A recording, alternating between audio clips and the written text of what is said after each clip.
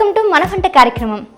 ManaVanta కార్యక్రమంలో ఈరోజు పెసరపప్పు పప్పంగలి ఎలా తయారు చేసుకోవాలో చూద్దాం. మరి దానికి కావాల్సిన పదార్థాలు ఏంటో ఇప్పుడు చూడండి. 1 కప్పు బియ్యం, 1 కప్పు పెసరపప్పు, సన్నగా తరిగిన అల్లం ముక్కలు, పచ్చిమిరపకాయలు, కరివేపాకు, మిరియాలు, తగినంత ఉప్పు. పెసరపప్పు పప్పొంగలి తయారు చేయడానికి కావాల్సిన పదార్థాలు ఏంటో చూసారు కదా. మరి తయారీ విధానం ఇప్పుడు. ముందుగా 1 గంట సేపు లేదంటే అరగంట సేపు నానబెట్టినటువంటి బియ్యము, పెసరపప్పు, ఇంతకుముందు చూపించినటువంటి అరకప్పు రెండు ఈక్వల్ క్వాంటిటీలో తీసుకున్నాను. జనరల్గా అయితే కొంతమంది బియ్యం తక్కువ వేసి పెసరపప్పు ఎక్కువ వేసుకుంటారు, ఇంకొంతమంది పెసరపప్పు ఎక్కువ వేసుకొని బియ్యం తక్కువ వేసుకుంటారు. సో నేను మాత్రం 2 ఈక్వల్ క్వాంటిటీలో తీసుకున్నాను. సో ఇవి రెండు ఒక అరగంట సేపు నేను నానబెట్టి ఉంచాను. అరకప్పు పెసరపప్పుకి అరకప్పు బియ్యం అరగంట సేపు నానబెట్టి పక్కన పెట్టుకున్నాను. ఇప్పుడు స్టవ్ వెలిగించి ఒక కుక్కర్ తీసి పెట్టుకుందాం. కుక్కర్ బాగా వేడయిన తర్వాత దీంట్లో 1 స్పూన్ ఆయిల్ వేసుకోవాలి. పప్పొంగలి చాలా రుచికరంగా ఉంటుంది. దీనికి కాంబినేషన్లో మనం పల్లీల చట్నీ కానీ లేదంటే సాంబార్ కానీ లేదంటే మ్యాంగో పిక్కులు అంటారు కదా, దాంతో కానీ తిన్నా కూడా చాలా బాగుంటుంది.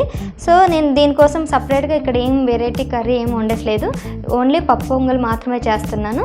మీరు ఉత్తిగానే తినేయచ్చు, లేదంటే ఏదైనా దీని ఇంతకుముందు చెప్పినటువంటి ఏమైనా వేసుకొని కూడా తినేయచ్చు. సో ఆయిల్ బాగా వేడైన తర్వాత ముందుగా దీంట్లో 6-7 మిరియాలు వేసుకోవాలి. మిరియాలు అనేది చాలా చాలా ఇంపార్టెంట్ దీనికి. ఈ మిరియాలతోనే దీనికి ఉన్న రుచి అంతా వస్తుంది. సో దీంట్లో నేను ఒక 6-7 మిరియాలు వేస్తున్నాను. మిరియాలు బాగా వేగిన తర్వాత అల్లం సన్నగా తరిగినటువంటి ముక్కలు వేసుకోవాలి. 5-6 పచ్చిమిర్చి. యాక్చువల్గా పచ్చిమిర్చి వేసినప్పుడు ఇలా మీదకి వస్తుంది, అడ్డం పెట్టుకుంటే సరిపోతుంది. కొద్దిగా కరివేపాకు కూడా వేసుకోవాలి.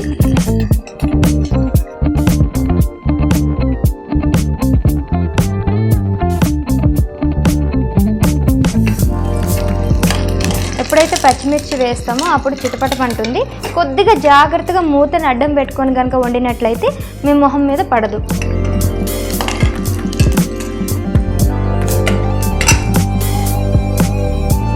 సో ఇప్పుడు నానబెట్టుకున్నటువంటి పప్పు, బియ్యము అలాగే పెసరపప్పు 2 కలిపి వేసుకోవాలి.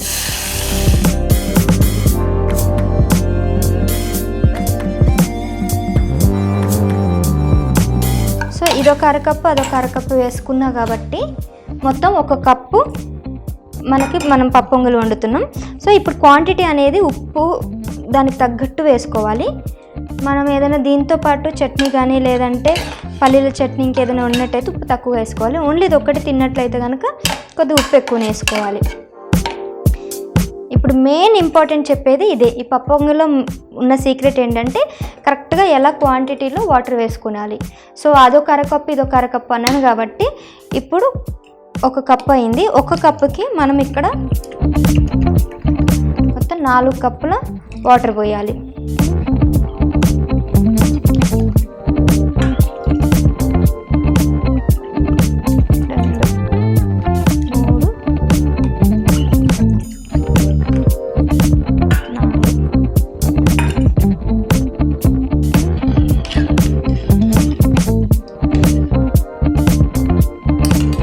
అంతే అయిపోయింది.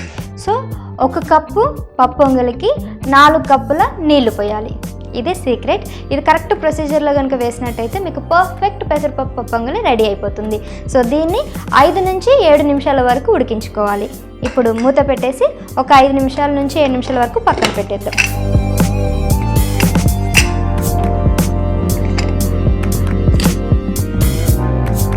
అయిపోయిందండి. 5 నుంచి 7 నిమిషాల పైన అయిపోయింది. ఆల్మోస్ట్ నేను 10 మినిట్స్ వరకు కుక్కర్ని అలానే పెట్టాను.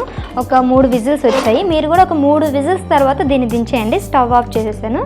సో ఇప్పుడు విజిల్స్ రావట్లేదు కాబట్టి ఇప్పుడు ఓపెన్ చేసేసుకుంటే సరిపోతుంది. అయిపోయింది కాబట్టి ఆల్మోస్ట్ డన్ అండి. చేశారు కదా, జాగ్రత్తగా తీసేస్తే ఆల్మోస్ట్ అయిపోయింది. చూసారు కదా పప్పొంగలి. నేను 2 ఈక్వల్ క్వాంటిటీలు వేసాను కాబట్టి అన్నం కొద్దిగా ఎక్కువగా అనిపిస్తుంది. అండ్ మీరు కనుక పప్పొంగలు కొద్దిగా ఎక్కువ వేసేసుకున్నారనుకోండి, ఐ మీన్ పెసరపప్పు కొద్దిగా ఎక్కువ వేసుకుంటే మనకు అన్నం తక్కువ అనిపిస్తుంది. అయిపోయింది. కొద్దిగా ఇప్పుడు స్టవ్ వెలిగించుకొని లాస్ట్లో జీడిపప్పు వేసుకొని దించేసుకుంటే చాలా రుచిగా ఉంటుంది. నేను ఒక 2-3 జీడిపప్పులు వేస్తున్నాను.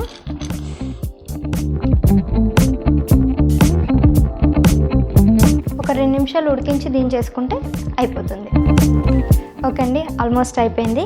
ఇప్పుడు స్టవ్ ఆఫ్ చేసేసి సర్వ్ చేసేసుకుందాం. పెసరపప్పు పప్పొంగలి రెడీ అండి. దీని టేస్ట్ చూసి రుచి ఎలా ఉందో ఇప్పుడు చెప్తా.